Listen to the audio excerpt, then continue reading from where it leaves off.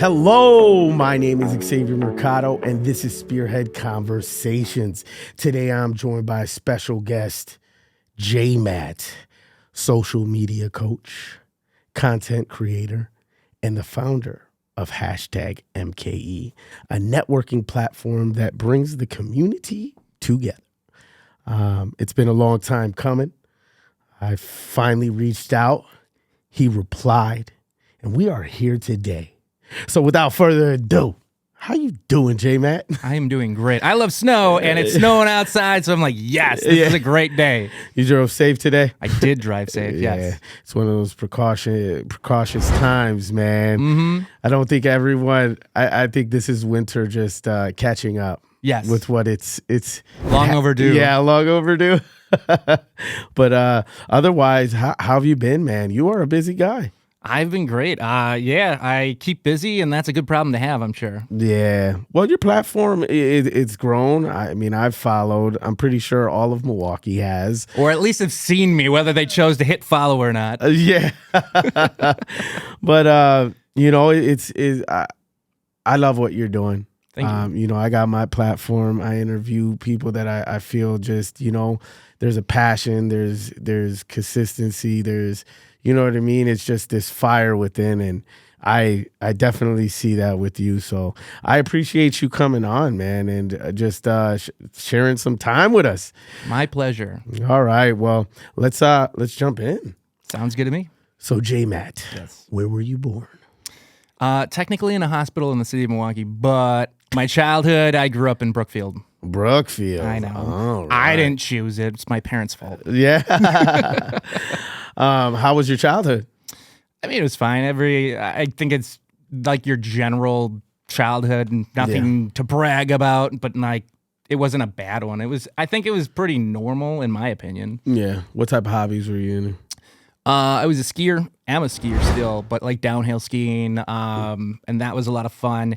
I oddly got into archery, which now as I'm speaking this stuff out loud, I'm like, wow, okay, maybe my childhood was a little different. But we had like some class in gym in high school, and I was like, this is kind of cool. I want to keep doing that. Not a hunter, but just like the sport of it. Yeah. What type of things grasped your attention in school? I would say like art. So it's like we had sculpture class, and just like drawing and that sort of thing. I haven't really drawn probably in like 10 plus years, like sketch here or there, but like not passionately or anything. It was fine at the time and lost interest, I guess. Yeah. What type of student would you say you were? What crowd did you bump with? Oh, I was an outcast for sure. There was like the popular clique within school wasn't in that one. I had different friend groups, I would say, a variety of just based on interest and whatnot, but never really was, I wouldn't say like, man, I don't know how I answer this. I don't know. I think I don't know. I don't really think about my childhood that much, honestly. Yeah. Outcast, I think, works in the sense of like, didn't really fit the norm, but I feel like there's a lot of kids that are like, I was an outcast, I didn't fit the norm. I wasn't intentionally trying to do it. It just was like, yeah, it's cool. I'm waiting for the next thing. You said you grew up in Brookfield. What high school you went to? Brookfield East. Brookfield East. On the swamp. So is there a West? There's Brookfield Central, and that was right next to the police station. So like we had our little rivalry, and that was literally the only jabs we could have given each other. Like, your school's on a swamp. You're next to the police station. Boring. I know. Yeah. What was your mascot? We were the Spartans. Ooh, it was a good time to watch that movie 300, right? Yeah, right. That's my school. What year did you graduate? 2005. Oh, there you go. I was a sophomore. I'm 07. South Milwaukee. All right. So we're close to the age. Yeah, man. Good times. You know, the early 2000s. Yep. Soldier Boy. Lean they cranked that? Yeah. That came out, I think, was more popular when I was in college, like freshman or sophomore year of college. Yeah. Well, good times. Yeah. So with high school, you know what I mean? You said you're outcast. You basically beat to the beat of your own drum, yes. we'll say. What career path did you choose after high school? I chose radio. Radio? Yeah, that was something I just was always interested in, and I dabbled in like street teamer stuff, part-time radio stuff, and just kind of found my way. How did you acquire the name JMATT? It's actually through radio. Let's see, what would have been Milwaukee Radio Group, which has 102.9 The Hog, Yeah. and JMATT 98.3. Our promotions director, he put everyone on the schedule by their initials. Yeah. JM is my initials, and they already had a JM who had been there for years. They're like, well, we can't have two JMs. So they were like, oh, we'll just merge your names together, and you'll be the only one that has more than two letters. It'll be JMATT, and it stuck. Yeah. Oh, by the way, I know you had Promise on your show earlier. I'm going to bring him up because we were street teamers together, like early radio days. We started out together. And I had him come up to college to do MC a step competition. Yeah. And everybody in college knew me by my last name at the time. He came up and started calling me JMATT because that was the thing that we had.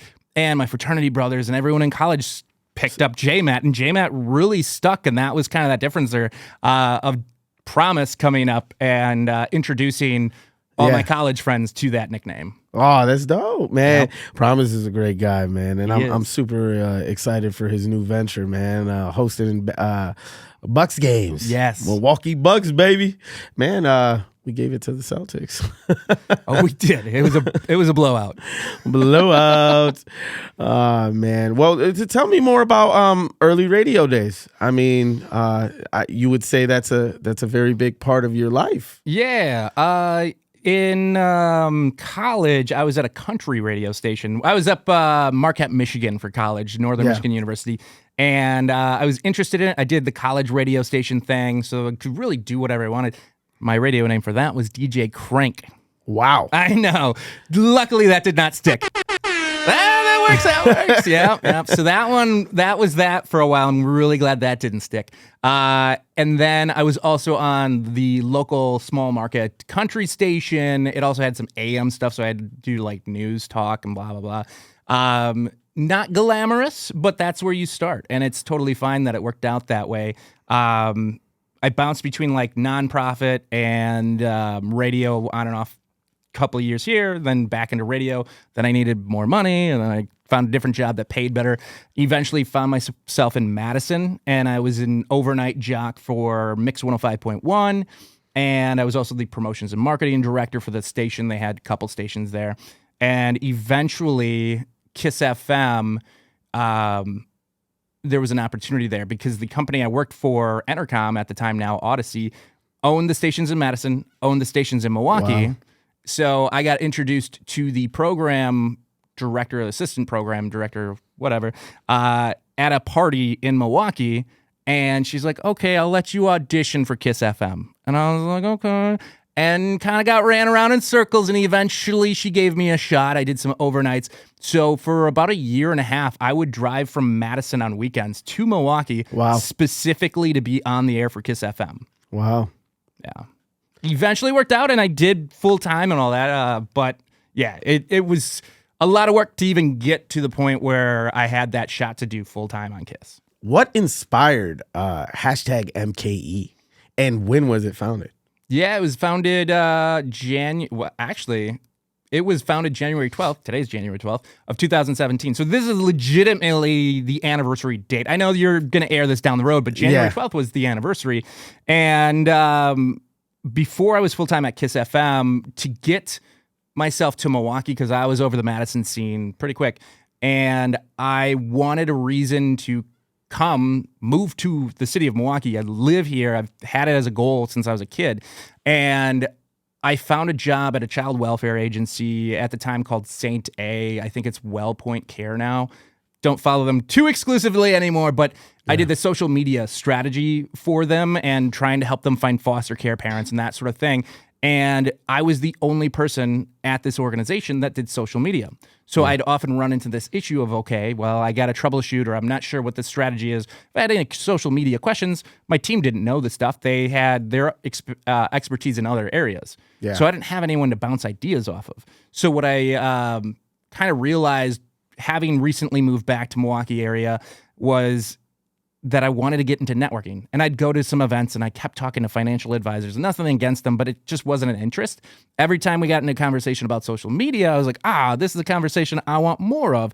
And since there really wasn't an organization out there that was bringing social media managers and content creators together, I was like, you know what? I'll just create it. And I threw around a ton of names. Like I found my list the other day of all the different names I came up with before I landed on #MKE. It was the 17th name idea I came up with, because all of them had like social in it, and a lot of them were taken or too similar to things that already existed. And the word hashtag literally says social media to a lot of people. Like, you don't associate that with anything else. Yeah. It was like, I'll use that as a place saver for now. And it stuck. And I hosted the first event, had 4 people come. But we all had a conversation around social media, and it was a great conversation for 2 hours. And from there, it just kind of started taking off. 10 people came for a while, then it was 15, then 20, and then we kind of hit our stride, I would say year 2, where we were consistently getting 50 people to attend each event. Wow. Man. Yeah. What were still in the beginning, but what were the barriers you faced as, starting out? It's trying to get the word out there. Anything new, it's how do you promote it? And I was like, I could just promote it through my own social media just fine. Yes and no. Eventually it was like, okay, this brand needs to be separate from who I am, because it's a whole different thing. And it has to have its own entity and its own like social media accounts to get out there.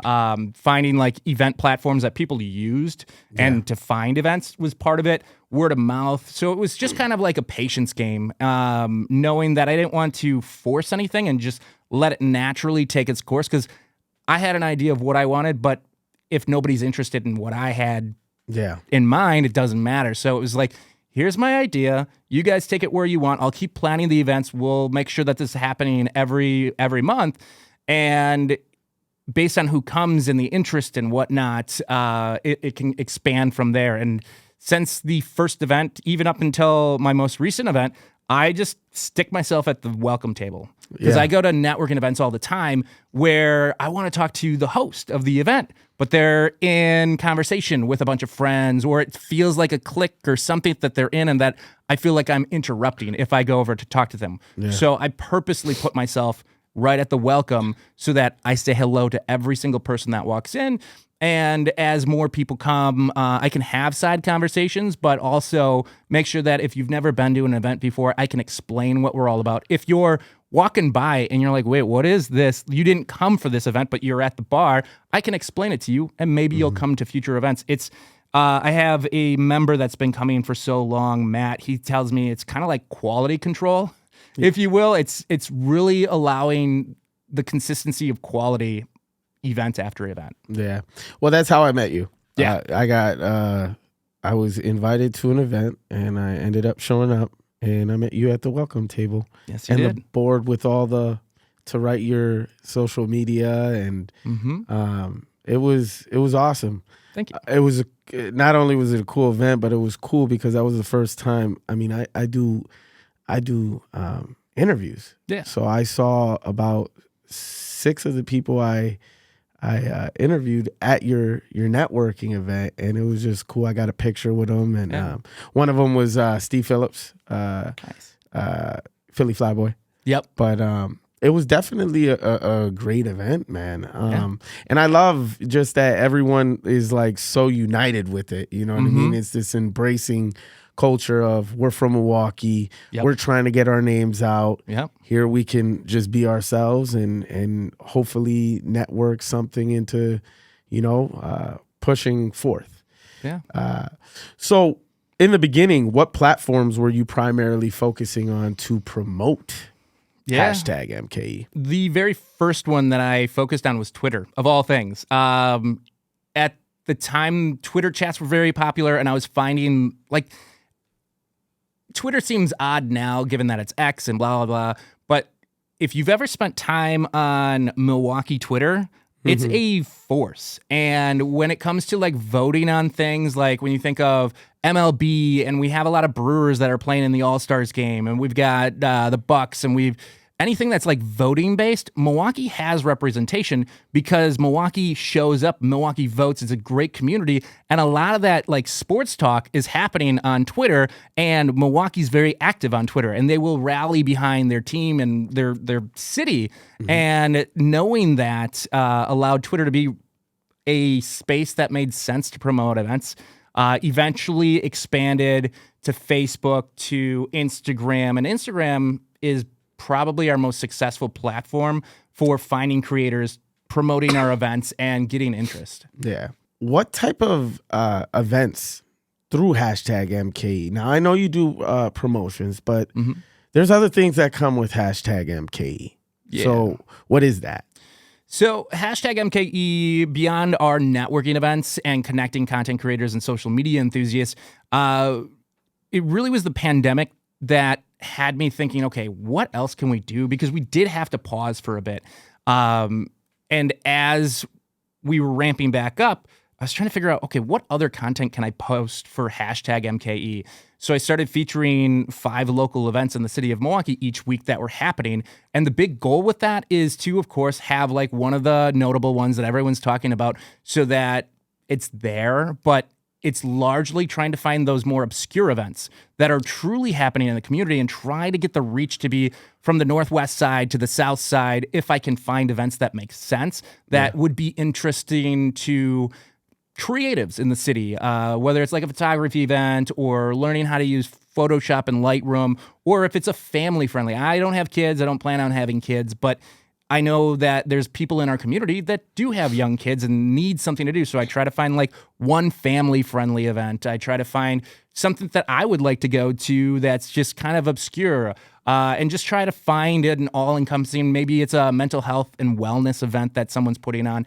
I just try to find that variety, and I try not to repeat venues week after week and try to really spread it out as much as I can. Yeah.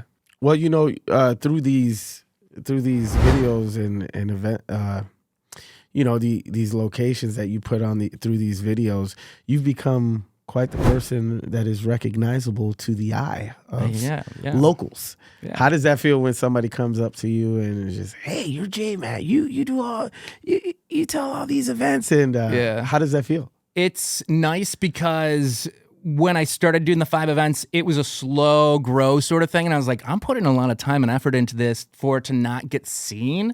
And then to have people, pretty much those weeks of doubt that I would have that same week, that same day, come out and be like, oh, I watched your 5 events. This is great, really helpful. I was like, okay, there's something here. And it would give me that motivation to keep going. So getting recognized kind of shows me that I'm doing something in the community that's recognizable, but also that people are paying attention to. Yeah. Well, with that, this coincides to the next thing you've taken on. You're a social media coach. I am. What does that entail? Yeah, so I used to work for an agency. I used to work for so many different things. I've done social media for over 15 years. I'm a little older, graduated high school 2005, as we talked about. I've been around. But as of a few months ago, #MKE, I decided to go all in and make it my full-time job. Oh, so in order to... Congratulations, by the way. Thank you. It was a little daunting, but I was like, I'm going to do this. It's going to work out. I've had so many people over the years just kind of tell me, oh, I thought you already were. And I was like, well, what are you seeing that I'm not? Yeah. So the social media coach angle comes in as the way that I can offer services that are recurring month to month, and I can set up clients that basically pay my bills and make sure that I can continue to be self-employed in the long run. Like, sponsored content and this stuff is gravy, and it's great when it comes in, but that's not reliable income. The social media coaching angle is where I will work with a small business owner, a CEO, C-suite people, anyone that's trying to have a better social media presence, or for lack of a better term, become a thought leader. I work with them. I coach you how to improve your presence. We do content calendar management. I strategize with you, clean up your copy. I do all of that. And the goal is to really get you to a place where you feel empowered after about 6 months that you don't need me anymore. My whole plan is for you to phase me out. Yeah. And then you just have ownership of your content and your presence. And maybe you check in with me here and there, just see the updates. But really, after about 3 to 4 months, I'm just being your accountability buddy and reminding you the things so that it becomes second nature.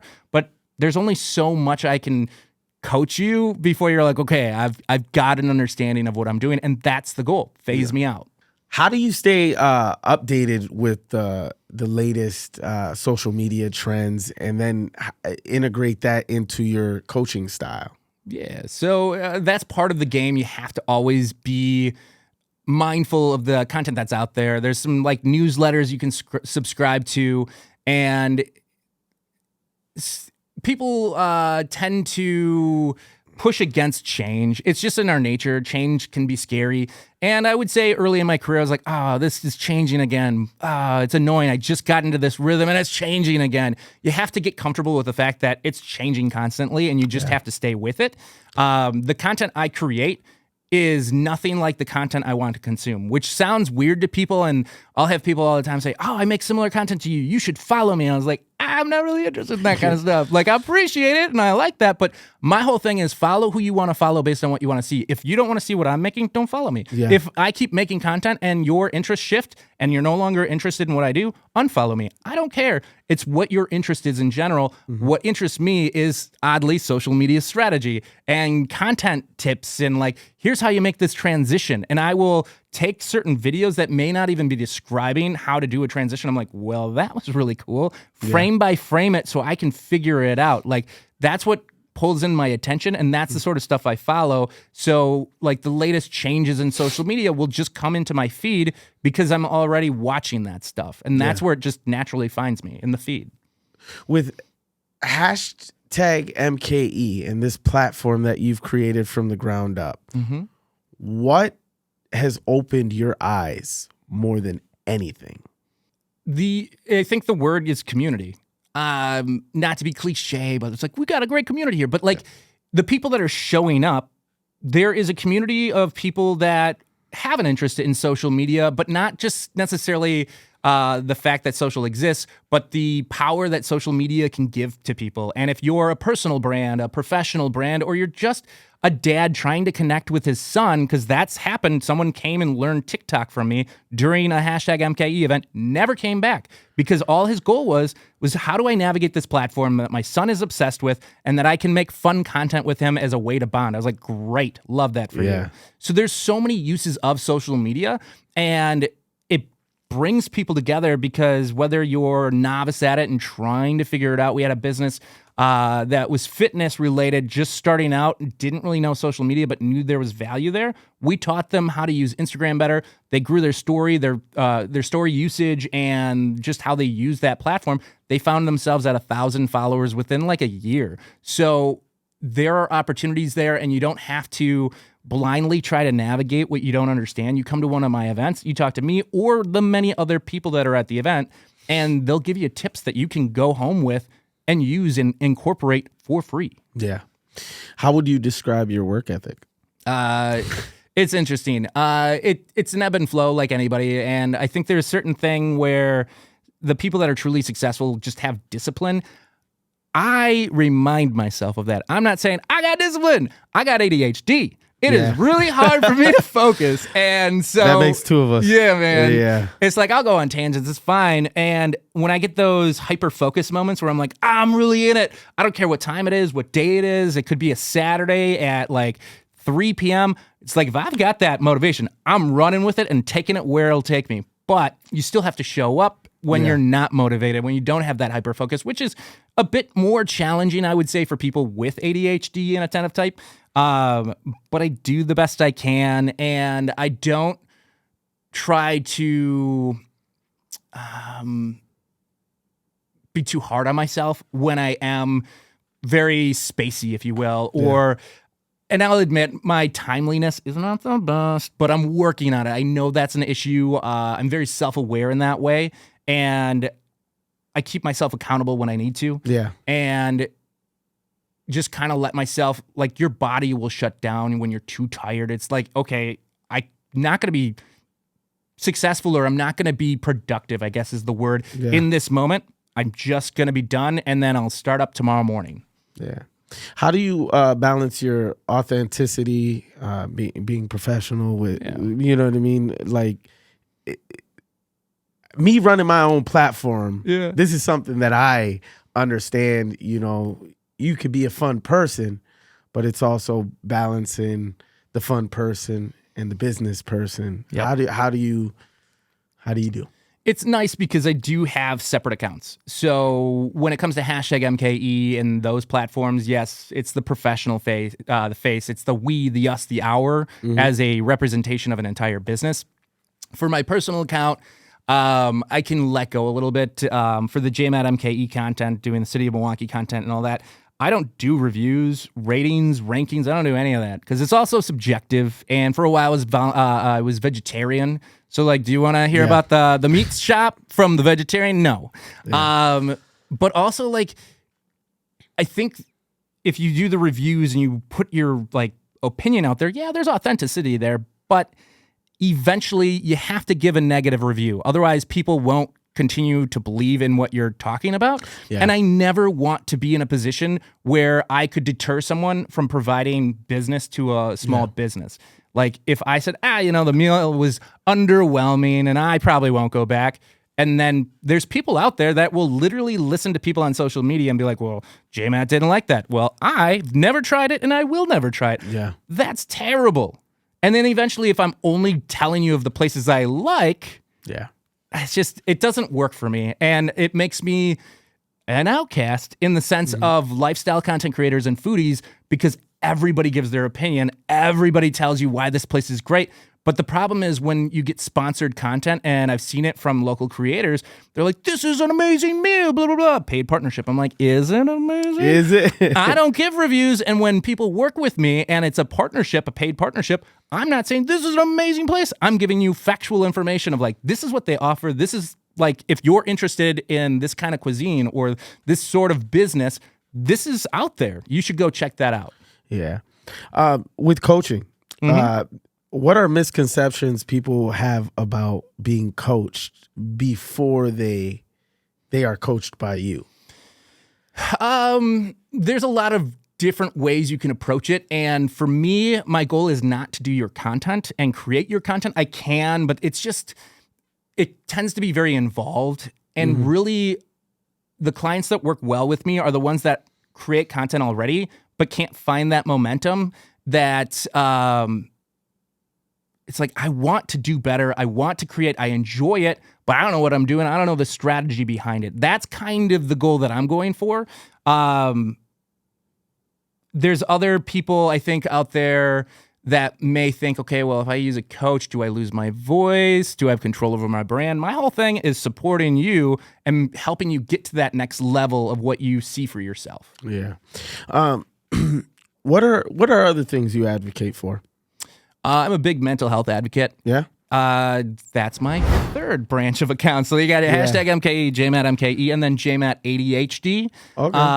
I have been doing the 22 push-up challenge for 2,562 days in a row.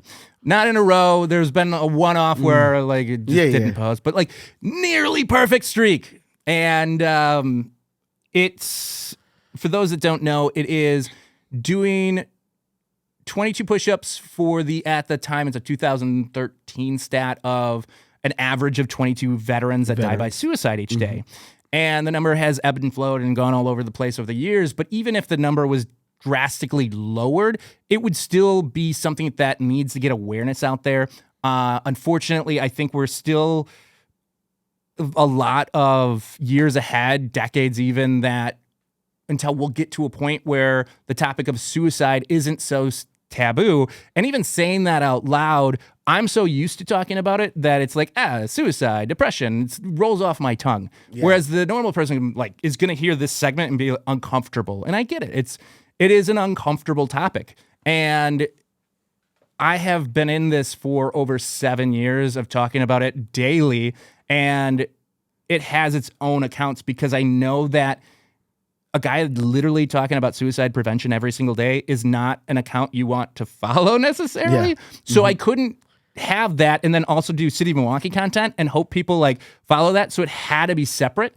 And I do want to be intentional this year and make more than just the daily push-ups, but mental health awareness around ADHD, around depression, around trichotillomania, which is a fun mouthful of word. Yeah. It's a variation of OCD that I have, and just share my experiences, because I don't see a lot of men talking about mental health, but I also don't see a lot of non-professional men being open and vulnerable and sharing that. And it's super important to be able to talk about that in order for us to seek the help that we need. And off the top of my head, I don't want to get it wrong, but I think it's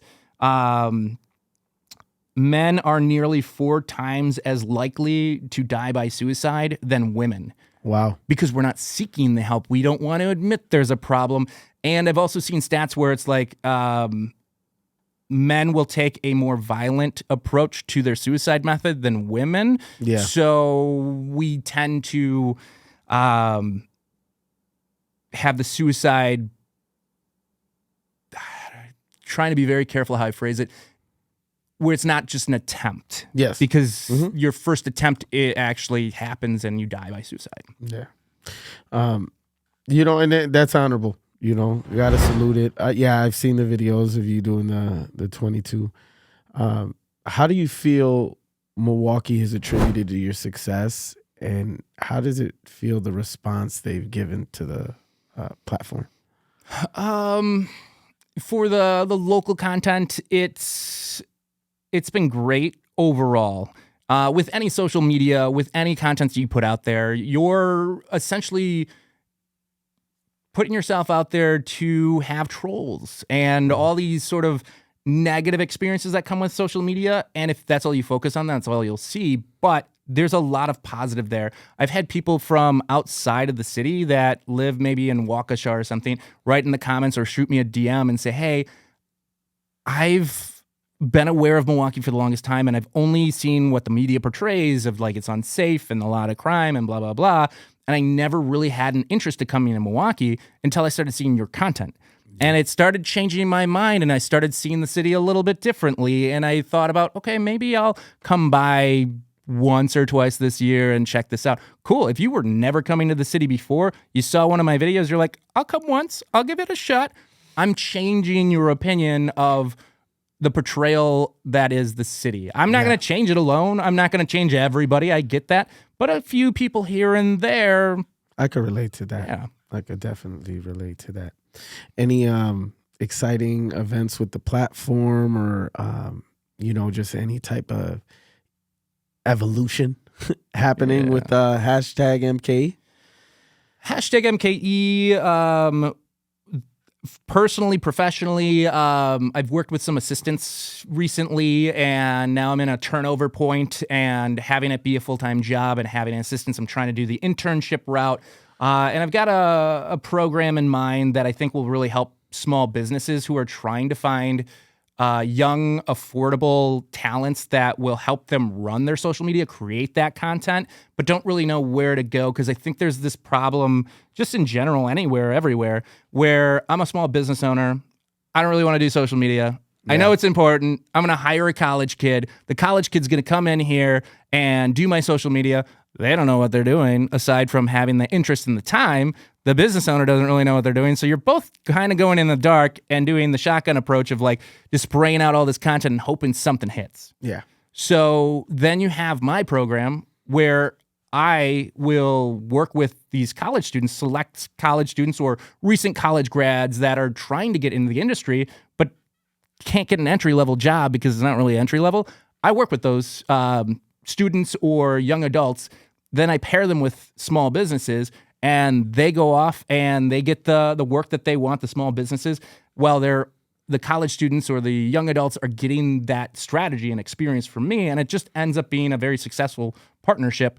And it's providing small businesses with what they want, of that affordability, and being able to know that their content is getting the reach and having the opportunity to succeed that it otherwise might not have. Yeah. What platforms do you would suggest most and least when promoting? It really comes down to the individual businesses with what your target audience is, and what whoever is doing your content, what the availability is. If you are like, I can do maybe once a week, great. Once a week is fine. If you can do 3 times a week, great. 3 times a week is great. It's about setting a frequency that makes sense to you, the business owner, because if you say, I'm going to do every day, great, more power to you. But if you burn out, then all of a sudden you don't post. And then a day or 2 of no posting goes into a week, into a month. And then you haven't been posting in a few months. And that's not a good look. Yeah. If you're a restaurant, you have to be on Facebook. It's just, that's where reviews are. People just kind of expect it. And Facebook is that platform that's kind of dying out. I get that. But people still are finding restaurants on Facebook because you can review places and you can be present there. And Instagram, of course, is another good one. I don't think it's ever too late for a brand to get on any platform, really.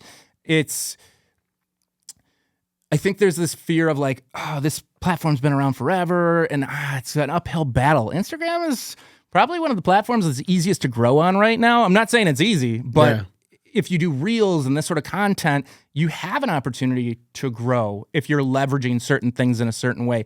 TikTok is another platform that's popular.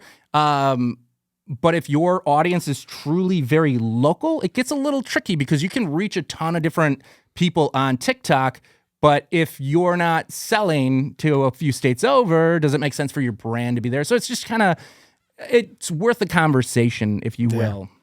Where do you see yourself and your platform in the next 5 years? Hopefully successful, making like 7 figures a year. I was going to say 6 and I was like, oh, let's shoot higher. Let's shoot higher. Right. But realistically, it's being able to stay out of debt and stay self-employed. I think those are simple enough things because I am nearly 100% usage of my credit card when I decided to go self-employed, which I was like, man, this is probably not the right time, but it'll never be the right time to invest in yourself and go all in because it's intimidating. So if 5 years from now, I am still self-employed, I have savings, and I don't have crazy debt, I will say, hey, I'm successful. This is great. Yeah. I want to work with a variety of clients at a variety of levels, and I do want to, I think by 5 years, it seems realistic to me that I would have full-time employees. That would be cool. But it seems just so far off to be like, I got a full-time team. It's like a legitimate agency. It's a legitimate business. Not to say it's not without that, but, you know, be able to employ people, I think, is a certain level of success. Yeah. Well, you know, content creator, social media coach, founder of #MKE. You're an entrepreneur. That's true. What advice would you give to aspiring entrepreneurs that are in the city right now? Yeah. Get out and network. A lot of success comes from who you know. And in February of 2023, started thinking maybe it's time for me to explore self-employment. And at the time I was like, by 2024, I will. And I joke about it because, I did it, but like, I didn't think in November, I started looking at other jobs and I was like, maybe I just do another year or 2 of working for someone else to pay off the credit card debt. It's intimidating to do. A lot of people will talk the talk, but will never follow through. For sure. So I started talking to other entrepreneurs in Milwaukee and picked their brains. I said, hey, this is the ideas I have. What do you think? And a lot of them were very open in the, not directly mentoring, but providing some advice and some of the obstacles that they learned along the way. I talked to others because I didn't know what I didn't know. And they were able to kind of point out hey, healthcare is a real challenge when you're self-employed. You got to figure out how to navigate that. Someone told me that early, so I brought it up quietly or briefly to each person I talked to, just how do you do it? How do you do it? And one person eventually was like, oh, I got a contact this person and they'll help you out. And I did, and now it's working out. Yeah. It's those little nuancy things that you're not thinking about that you have to figure out how to work in because you got to track your finances, your mileage, all these little things that come along with it. Yeah. And if you are already doing a business, but it's not your full-time thing, get into the habit now of tracking these things. It sounds super boring, and it is. It's not why you're getting into the business, but when the time comes that you are fully self-employed, that's not the time to figure out how to track your finances. Yeah, for sure.